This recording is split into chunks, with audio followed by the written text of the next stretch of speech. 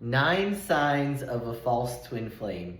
And these are like the ultimate 9 signs, and we're going to read them from Twin Flames Finding Your Ultimate Lover. All right. So they might be your false twin flame if you see any of these 9 signs, especially a majority of them. 1, a false twin flame will regularly abandon you. 2, a false twin flame will try to lie to you about who they really are. 3, a false twin flame will not share your vision for the future. 4, a false twin flame will not share all of your deepest core values with you. 5, a false twin flame will likely try to hide their true selves from you. 6, a false twin flame will not help you create the vision for your life. 7, a false twin flame will always prevent you from going deeper with them. 8, a false twin flame will not be interested in bringing your painful misalignments to the surface. And 9, on the surface, your false twin flame will appear as your true twin flame. But as you go deeper, they reveal to you that they are not who you are looking for. So as you choose love at the core and the places, upset places inside of yourself, your false twin flame is mirroring. They'll choose separation over unity versus your twin flame who would mirror your core choice in love and be unified with you. Right. Yeah. And I feel like we can share from experience as like twin flames living together. I've felt and noticed that, as we heal and do our healing, like it's mirrored immediately. Like I feel it immediately and I see it back and forth between us immediately. Also, if you're not doing your healing, that is going to be mirrored immediately. Like with your twin flame, those things, it shows up. It shows up like that, Yeah.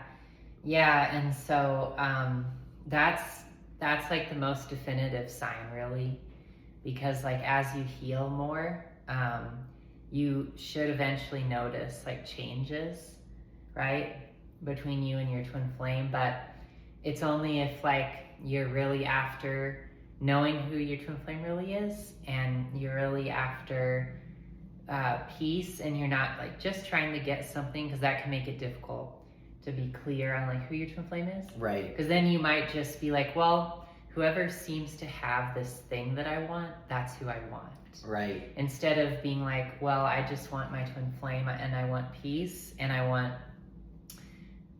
to heal, right? Yeah. And if you're focused on a specific person instead of like having your heart open to just being with your twin, like your true twin flame, that can slow things down or cloud things.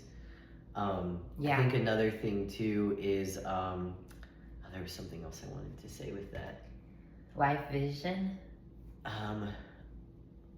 Core values. Core values is that Sage and I are twin flames. We share the same core values, and we feel and see that in our life. If you're on the twin flame journey and not with your twin flame yet, there's just healing to do. That's all it is. Because these things they're core. It's core stuff. It's core blocks. It's core things going on with you and your union. So if you're still working on healing these things and you're not with your twin flame, or you don't feel clear on who your twin flame is, that's fine. That is okay. Like, you're meant to come together with your twin flame, but when it's most compassionate. Because sometimes when you're working through these core things, and maybe you're still resolving some core issues, like there might be a reason for not being with your twin flame, or for not being clear on who your twin flame is, because you're getting to a point within yourself where you are more aligned and healed there, so that you can have clarity there, and that you can be with your twin flame in a way that's like where things won't blow up in your face, because it's an intense relationship. This is your ultimate mirror, and you have to be prepared. You have to be ready for that kind of relationship. So, and then briefly, how I worked through a false twin flame experience. Isaiah didn't have that. You just didn't have a twin flame person. Yeah, I didn't have anybody in my life that I thought was my twin. I just hardcore did the spiritual work, mirror exercise, and then that was enough to reveal my twin flame. Yeah, so if you're wondering that, you don't actually need a twin flame person, like someone who you think's your twin, to heal this and come into union.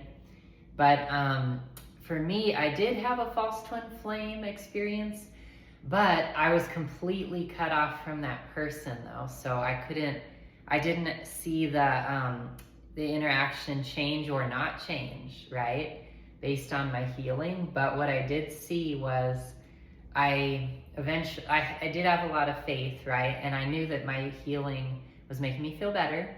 And then once I got to a certain point, I was really like, I've really healed this stuff, like all of this stuff, a lot of it really that the false twin flame experience was showing me. And by now, I should be seeing something, right? I should be reuniting with this person, because I know that I'm doing the work. I know I feel peaceful. And yeah, you just have to be honest with yourself about that. But and then I was like, whoever my twin flame is, I choose to call them in, right? Because I'm like, I don't care really who it is. We're just gonna see. And I was really at peace with that, And then I found out, right, that Isaiah was my true twin flame. And that we really aligned in our love lists of what we want in our ideal partner, at the core. And that's basically how it worked. So it was really simple. You don't necessarily have to have contact with someone in order to get clear that they aren't your twin flame, Right. So yeah. Yeah, you can do it. Yeah. It's your own healing that will bring you that. Yeah. So that's all. So yeah, if you'd like more twin flame advice, you can subscribe here. If you want more support, you can feel free to comment and share what's going on for you. Yeah. All right. Bye. Bye.